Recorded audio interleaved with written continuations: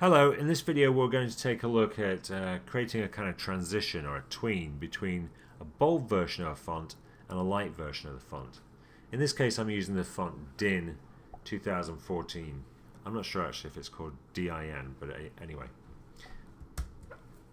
This is the final result we're going to end up with. As you can see, it's going from bold to light and back again. So to do this, we're going to use a thing called shape hinting, and this is really what the video is about. It's about the idea of shape hinting, and this is an example of it in use. If I select down here on the G layer on the first frame, you can see that there's these series of dots, and this is the shape hinting. If I go to the end of that tween, we have the same thing only in green, and it's specifying where that shape transitions to and from. So let's get started. Command N to create a new file. ActionScript 3.0, size is irrelevant, press OK.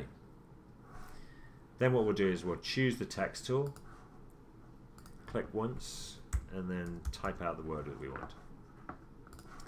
So as I said, I'm using DIN 2014, have it set to bold, the letter spacing is on 12, and the size is 200. It would be a little bit different in terms of the demonstration, by the way, if you're using a different font. And it's harder to do with serifs because you have lots of little corners. I'm going to do Command 0 to make sure I'm fit in window, cut this off the screen or off the stage, and then I'm going to do Command V to paste it back on. That makes sure it's in the middle. And then I'm just nudging it up a little bit. So maybe around there. Once I've got it in position, I'm going to right click and choose break apart, or you could do Command B to break it apart, or you could go to modify break apart.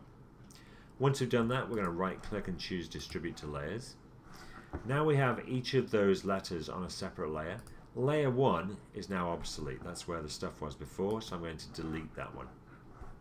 Once I've done that, I'm going to go further down the timeline. Let's try around frame 50. Right click and insert keyframes for each of those layers. Once I've done that, I'm going to select each letter in turn by double clicking on it or with the type tool. And I'm going to change it from bold to light. We'll do the same thing with this one. And so on. When you do break apart, by the way, it breaks it apart from a word and changes it into these individual characters, which are still associated with the character panel. Now we need to break it apart again. This time, when we do Command B to break it apart, it changes it into what are called raw shapes. And this allows us to then make a shape tween between each of those keyframes. So I select through the layers, as I'm going to do this for each layer, and we're going to choose create shape tween. I had forgotten to do this end, so let's do that. So select through there, do Command B. Now we should be able to add a shape tween. Okay, so this is basically doing what I want it to do. It's transitioning from bold to light. But if I zoom in on the area where it's the G and the R, because this is really where I'm having problems, you can see that the transition is really odd. On the O and the W, because the O has no corners in it, and the W is all straight lines, it seems to handle that pretty well. But on these two letters, because we've got a combination of curves and straight lines and corners, it becomes a bit of a problem. So we need to tell Animate where it's going to transition to and from. So selecting the first keyframe on the G layer, I'm going to go to Modify, Shape, and then choose Add Shape Hint. Now, rather than choosing this actually, if you notice there's a keyboard shortcut here which is Shift-Command-H, and that's what I'm going to use. And rather than doing them individually, because we need to do it at each end, I'm going to do all the ones at this end, and then we'll go to that end. So we need to know how many corners there are. 1, 2, 3, 4, 5, 6. And I'm going to do them in a specific order so that when I get to the other end I can do it in the same order. So we're specifying exactly which corner needs to go to which. So I'm going to hold down Shift-Command-H. Actually, I'm going to hold down Shift-Command. And then I'm just going to hit the H key 6 times. 1, 2, 3, 4, 5, 6. Once you've done that, I'm going to move them into position.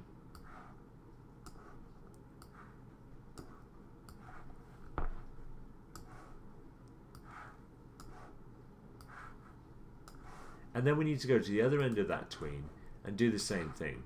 The shape hints will already be in place at this end.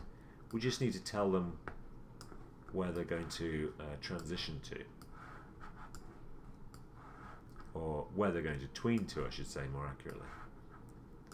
So that's it for the G. Remember that we also need to do the R. So again, we're going to do the same thing. I need to count the corners, which I already know are 7. So if I do Shift Command and then hit H 7 times, 1, 2, 3, 4, 5, 6, 7. Then we'll move these into position. 1, 2, 3, 4. If you miss it, it's a bit annoying, but there you go. That's why it's quite hard to rush. I wish they were a little bit bigger, it'd be good. But there we go. So now they're transitioned between those 2 points. And you can see I haven't done this end yet. So let's position these ones also in the same order.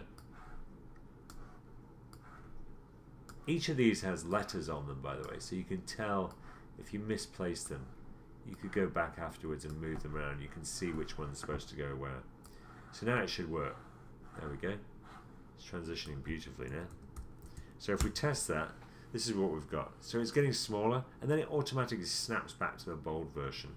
On the finished version, I had made a duplicate of this. So if I close that out for a second, I can select this whole thing, drag it across to here, holding Option so it duplicates it, then right click on it and choose reverse frames. And then unfortunately, it doesn't bring our shape hinting along with that when you duplicate it. So I would have to go back in and do the shape hinting. So I'm not going to go through that process again. But you can see on this one, I've gone back in and I've redone the shape hinting for the second set as well. So that's it for this video. I hope it was some use to you. Can't talk. Anyway, it's time to go to bed for me. Good night.